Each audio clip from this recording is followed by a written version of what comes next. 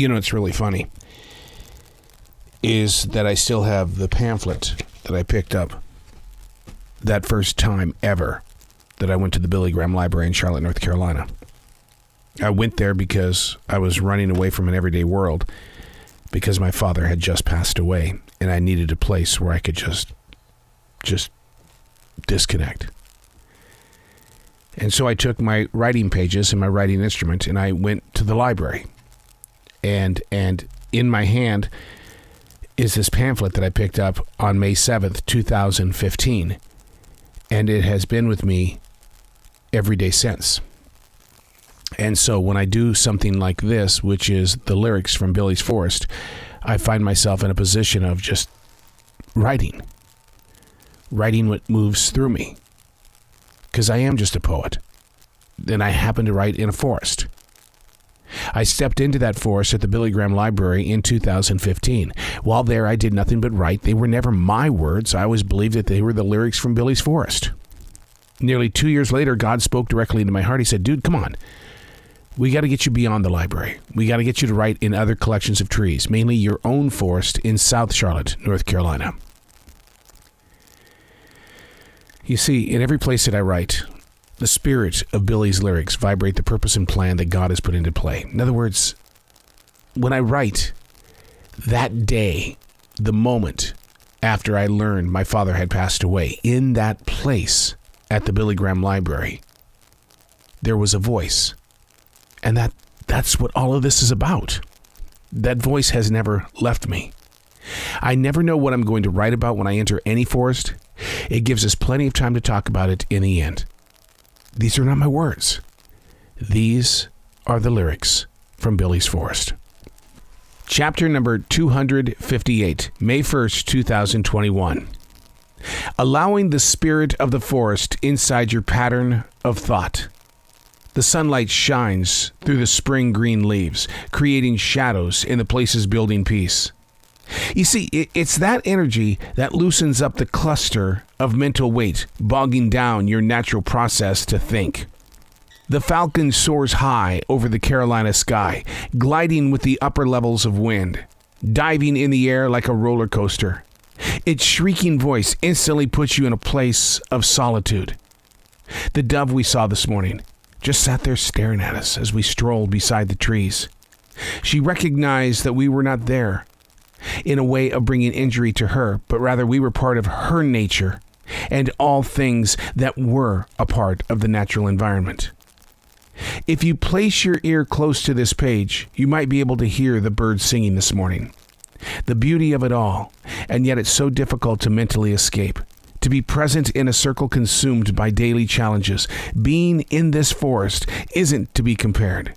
To allow the forest to move through you is a choice. The spirit guides and keepers aren't able to place freely into your giving soul if what you've done is put up a rock, a wall, something that says, no one at all. You've got to be able to colorize it with something other than fear and shame. Breathing in, we start to live again. We're all a bunch of buildings. We see the church as a building rather than a community. On a personal level, we see ourselves as being this thing. We let certain things come inside. We allow only particular things to reach outside. We're buildings. We're walls. We are something other than what we really think that we are. And then when we identify that substance, we begin to question our existence.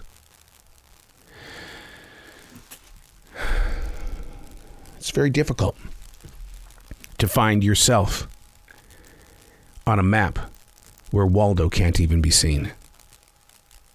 It's hard to see where you are when you don't know who you are.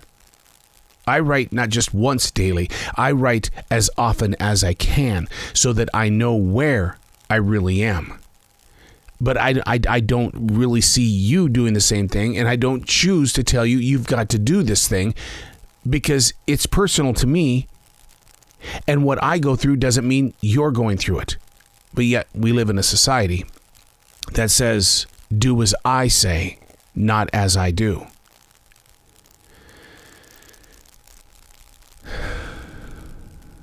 I breathe like that because that's my form of meditation. We're in the same river. The currents, though, are different. 1 minute you're flying, the next minute you're walking. Some days you feel like you're drowning. So what's the difference? That's the choice. That's your decision. And it's a lot of weight on your own back when you are in a place of question. I find it to be quite funny when people say, it's all good. Everything's great. Because that tells me that you have motivated yourself to think otherwise. Because if it's all good and all great, then what's the message here? That we are to set things aside that bring such enormous amounts of weight so that we can all say, hey, let's go this way because we feel better in the moment. For now, I think. Come on now, be honest with yourself. The challenges in the chapters of an everyday world are not based on a love story that you picked up at a grocery store or picked up on Amazon.com.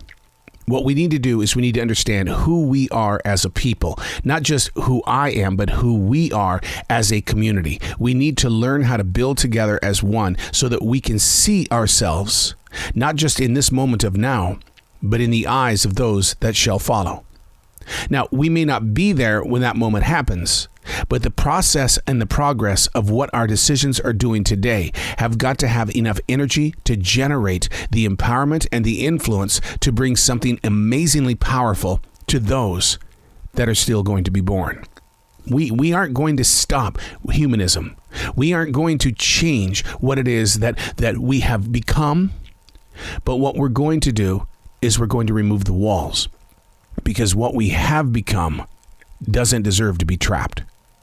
We have to release the protections that we have got inside our mind, body, and soul. I spent 26 years of my radio life fearing every day that I was going to be fired. And then when that moment finally happened after 26 years, I'm going, can I get those 26 years back? No. What are you keeping yourself from by keeping those walls up? That's what I learned from this forest. This forest in South Charlotte, North Carolina. When the sun shines through the green leaves and I'm able to see the color of the shadows upon the ground, that means the energy is moving through that leaf to bring something to the spirit of being. You are no different than that leaf. What are you blocking that needs to be present? Ask yourself that question. Then see yourself through the storm. I'm Arrow. These are not my words. These are the lyrics from Billy's Forest.